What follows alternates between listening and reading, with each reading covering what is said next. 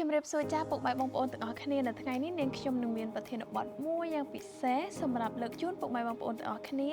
ដែលទាក់ទងទៅនឹងសុខភាពការលើសសម្ពាធឈាមហើយនឹងដំណោះស្រាយបែបធម្មជាតិនៅប្រទេសកម្ពុជាគឺយើងតែងតែឮចាស់គាត់និយាយថាគាត់មានជំងឺលើសឈាមហើយគាត់ពិតជាមានការភ័យមែនទែនថា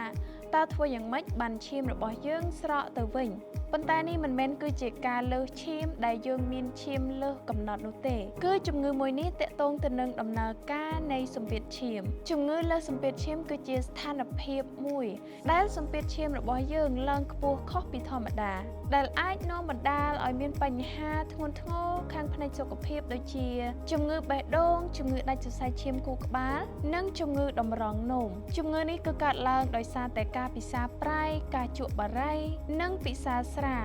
ឬក៏វាអាចជាជំងឺដំណពូជបើសិនជាក្នុងក្រុមគ្រួសាររបស់អ្នកធ្លាប់មានជំងឺលើសសម្ពាធឈាមពីមុនមកគន្លឹះងាយៗហើយមានប្រសិទ្ធភាព1ព្យាយាមហាត់ប្រាណឲ្យបានទៀងទាត់ដូចជាការដើរការរត់ការហែលទឹកនិងការជិះកង់ជាដើមបើសិនជាអ្នកធ្វើតាមអ្វីដែលបានរៀបរាប់អំមិញនេះអ្នកនឹងអាចមានសម្ពាធឈាមល្អ2បញ្ឈប់ការជក់បារីហើយនឹងការពិសាស្រាចំពោះអ្នកដែលមានការញៀននឹងការជក់បារីឬក៏ការពិសាស្រាបើសិនជាអាចឈប់បានអ្នកទាំងអស់គ្នាអាចព្យាយាមបញ្ឈប់ម្ដងបន្តិចពីព្រោះថាវាអាចជួយធ្វើឲ្យសម្ពាធឈាមរបស់យើង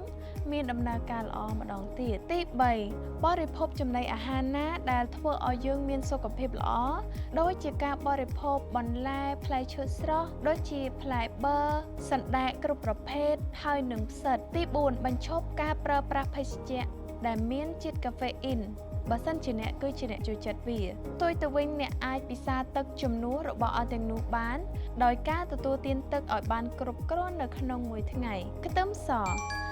គឺជាឱសថធម្មជាតិដ៏សាមញ្ញមួយដែលអាចជួយទៅដល់ការលើសសម្ពាធឈាមខ្ទឹមសមានផ្ទុកសារធាតុសកម្មដូចជាអាលីអ៊ីននិងអាជូអ៊ីនដែលមនុស្សជឿថាអាចជួយពង្រីកសរសៃឈាមកាត់បន្ថយការកកឈាមនិងជួយកាត់បន្ថយសម្ពាធឈាមរបស់យើងផងដែរទី1ខ្ទឹមសឆៅវិធីដែលងាយស្រួលនោះគឺអ្នកអាចទទួលទានខ្ទឹមស1ទៅ2កំពឹសជារៀងរាល់ថ្ងៃអ្នកអាចហាន់វាជាចំណិតទូចៗឬក៏បុកវាហើយលាយជាមួយទឹកឃ្មុំឬក៏ក្រូចឆ្មាដើម្បីឲ្យងាយស្រួលក្នុងការទទួលទានទី2បញ្ចូលទៅក្នុងចំណីអាហារនៅពេលដែលយើងចម្អិនអាហារយើងអាចនឹងព្យាយាមដាក់ខ្ទឹមសចូលទៅក្នុងចំណីអាហាររបស់យើងដើម្បីឲ្យមានរសជាតិឆ្ងាញ់គឺវាអាចជួយធ្វើឲ្យសម្ពាធឈាមរបស់យើងចុះក្រៅពីការទទួលទានខ្ទឹមសអ្នកអាចនឹងកាត់បន្ថយការទទួលទានសូស្យូម